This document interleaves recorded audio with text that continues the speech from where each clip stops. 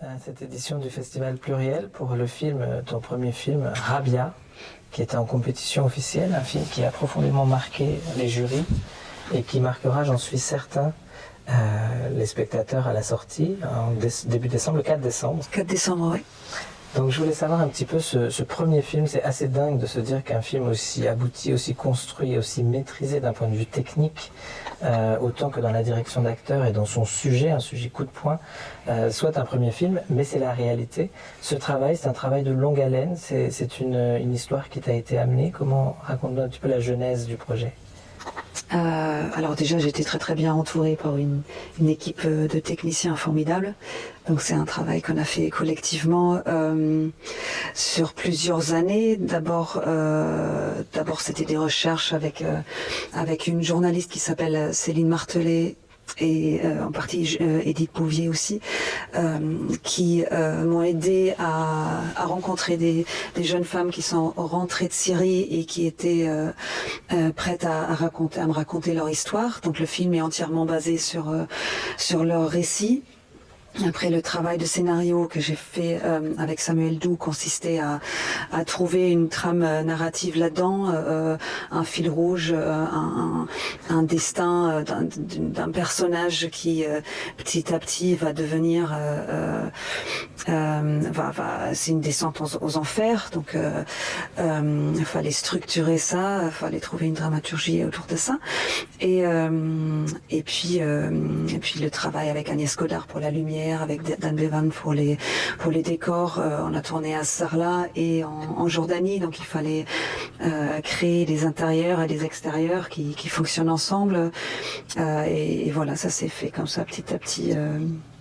Pierre par édifice, on dit? Non, pierre par pierre pour créer l'édifice. Voilà. En tout cas, ce qui est très intéressant, c'est qu'on a les deux côtés dans le film qui sont très bien montrés. À la fois, je dirais, la femme soumise, le personnage de la femme soumise à une idéologie, soumise ensuite à des règles, puis soumise aux hommes. Mais surtout, ce que je trouve très intéressant, le personnage de la femme qui soumet et qui soumet les autres femmes, ce qui est un personnage un peu plus rare. Et aujourd'hui, dans un moment où en plus on est beaucoup en train de parler de la libération de la parole des femmes, de montrer qu'il y a aussi des femmes très autoritaires, abusives, qui font du mal à leurs consoeurs, c'est vraiment un pari intéressant. C'était important pour vous? Oui, c'était presque d'un point de vue féministe, je dirais, important de contredire un peu ce discours de victimes qu'avaient beaucoup de filles qui rentraient dans les tribunaux, disaient qu'elles savaient pas, elles sont innocentes, elles étaient que amoureuses. Donc cette image de la petite femme faible, un peu bête et amoureuse qui part sans rien savoir, où la réalité elle est très très différente. Il y a une très grande partie des jeunes femmes qui savaient exactement où elles allaient, qui sont complètement derrière cette religion et qui le sont encore aujourd'hui. Il y a une partie qui ne veut même pas rentrer de Syrie encore aujourd'hui. Donc je pense que c'est quelque chose dont il faut parler. Et comme vous dites, j'ai été vraiment bluffée et je pense que l'envie de faire un film est née à ce moment-là, quand j'ai découvert l'existence de ces maisons et quand j'ai compris qu'en tête de ce système vraiment parfaitement pensé d'embrigadement, de torture, de lavage de cerveau, qu'en tête il y a une femme, donc un système de soumission de femmes pensé par une femme, à l'intérieur évidemment d'un système d'hommes, mais quand même une femme qui avait pas grand monde au-dessus d'elle, en fait, qui avait une position de pouvoir assez exceptionnelle et très très très importante. Et je trouvais important d'incarner ce rôle-là et de montrer que la violence elle est des deux côtés, elle est du côté des deux genres, et quand l'être humain peut être cruel, il le devient, peu importe si c'est un homme ou une femme. Pour le casting, pour vos actrices, est-ce que ça a été tout de suite une évidence sur déjà Lubna Assaval, pour ce rôle de mère de maison. Oui, pour Lubna, il n'y avait pas de casting, il n'y avait pas de recherche. C'est une comédienne que je suis, que je connais depuis Incendie de Denis Villeneuve et dont j'adore le travail. Donc j'étais très très heureuse quand je l'ai rencontrée et que je me suis rendu compte qu'elle connaissait depuis des années ce personnage sur qui est basée la directrice, donc une femme marocaine qui est très connue dans le monde arabe et pour qui elle a une fascination comme moi, de comment est-ce que c'est possible qu'une femme qui a fait des études en France, qui a fait une maîtrise de droit à la Sorbonne, qui parle parfaitement plusieurs langues, qui est très très intelligente, comment c'est possible que cette femme se bat pour cette idéologie-là, comment c'est possible qu'elle devient à ce point cruelle. Est-ce que c'est l'argent, est-ce que c'est le pouvoir, est-ce que c'est cette conviction au fond d'aider ces jeunes femmes et où est la faille à l'intérieur d'elle qui peut expliquer ça? Le film ne prétend pas l'expliquer, je pense que c'est trop complexe à traiter dans 1h30, mais en tout cas c'est ce qui nous a motivés toutes les deux à mettre en scène ce personnage. Et pour Megan Northam et Natasha Krief, c'était un processus de casting assez classique.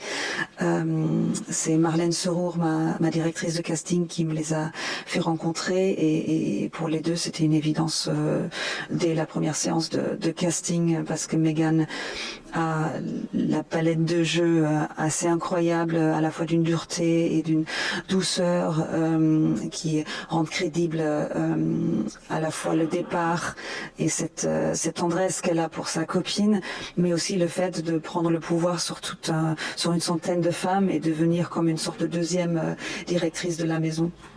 Et Natacha, je l'ai castée presque comme une sorte d'amoureuse qui apporte de la douceur, qui peut être à qui il faut s'attacher en tant que spectateur pour comprendre aussi pourquoi Jessica la suit au début et je pense qu'il y a un personnage clé parce que c'est la seule qui prend réellement conscience de ce qu'elle a fait. Donc pour le spectateur, c'est un personnage d'identification assez important et il fallait que ce triangle marche entre ces trois personnages. Et est-ce que, bon, on peut imaginer que le film risque de cliver un petit peu à sa sortie, que les spectateurs, maintenant, une fois qu'on offre le film aux spectateurs, ils se l'approprient, ils le reçoivent de la façon dont ils veulent.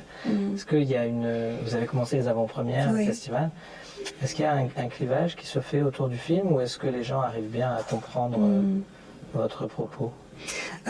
Étonnamment, j'avais très peur de ça au début, et étonnamment, le public accepte le film, s'intéresse au film et le reçoit avec énormément de curiosité, pose exactement les mêmes questions que moi je me suis posée en le faisant et j'ai l'impression qu'il le comprend vraiment comme j'ai eu l'intention de le faire. Donc je suis très très rassurée, très très heureuse de cet accueil qui jusqu'à maintenant a été vraiment l'étape la plus facile presque.